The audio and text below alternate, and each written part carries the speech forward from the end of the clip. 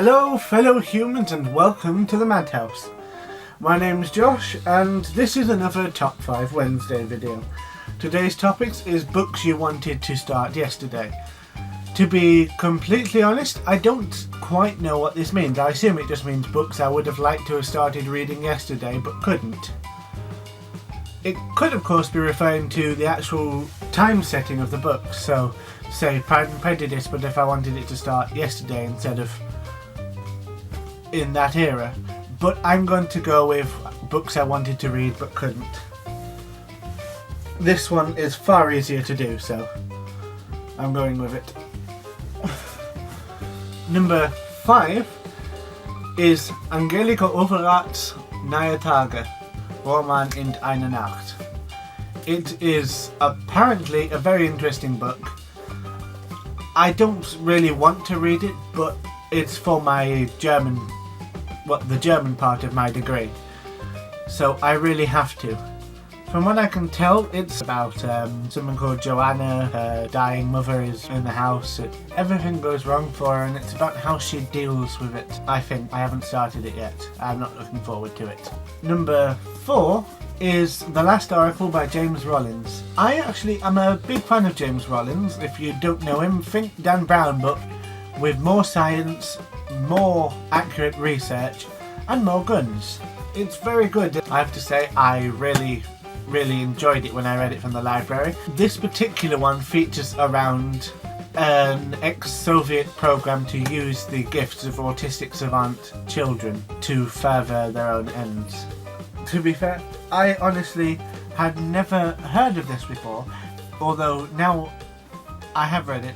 I spotted in a few things. Of course, there's I think it's Rain Man and A Beautiful Mind. There's autistic savants in there, and it can lead to a lot of misconceptions about the non-savants with autism. And it's great. I picked this up because it was in the works rather cheaply, but I have other books higher up in my reading list. Number 3 is Erin Morgenstern's The Night Circus.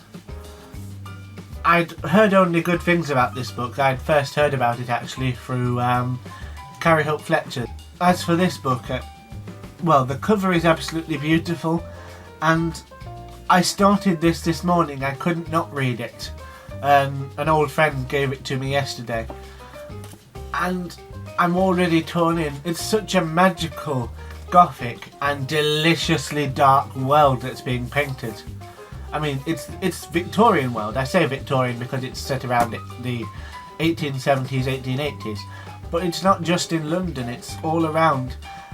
And even so far in, I have to say, I really don't like Prospero, or as he's really called, Hector. He is so cruel and heartless. They all are, to be honest. And it's so interesting to look at. Number 4, I can't show you because I don't have a copy of them, and if I did, I wouldn't be able to carry it. It's the Encyclopedia Britannica, all of the volumes, because it's such a wonderful collection of knowledge on practically everything. To be fair, the desire to read this is not unique to yesterday. It's something that I have a lot, but yesterday I thought about it because I was watching a quiz on the TV, I can't remember what, and I did terribly. Normally I have a brain which is wonderful for keeping in useless bits of information, but I have nothing new to offer to it, and I haven't really been expanding that side. The Encyclopedia Britannica would do that. The problem is, of course, that it's no longer in print. It's all online and the internet connection at home is terrible, and none of the local libraries seem to have a copy. I mean, of course, taking it out of the local library is another problem of its own because it's truly colossal. But I would love to be able to. It is the best collection of knowledge you'll ever find. The Encyclopedia Britannica was number 2, not number 4. As for number 1, Good Omens, or The Nice and Accurate Prophecies of Agnes Nutter Witch by Terry Pratchett and Neil Gaiman. This collaboration between two of my favourite authors, and Terry is my all-time favourite, is truly genius. I may have raided my local Waterstones and bought a whole bunch of Pratchett's since his passing. The books make me so happy, and this one is one of the best. How many book is going to have the four bikers of the apocalypse. An angel and demon best of friends, and can, without becoming a really cheap hack and slash fantasy novel, and instead become one of the greatest works of literature of the 1990s, say the line, "Eat leaden death, demon." I mean, it's truly incredible. I'll just read some of the blurb. According to the nice and accurate prophecies of Agnes Nutter, witch, the world's only totally reliable guide to the future, written in 1655 before she exploded, the world will end on a Saturday. Next Saturday, in fact, just after tea. People have been predicting the end of the world almost from its very beginning, so it's only natural to be sceptical when a new date is set for Judgment Day. This time, though, the armies of good and evil really do appear to be massing. The four bikers of the apocalypse are hitting the road.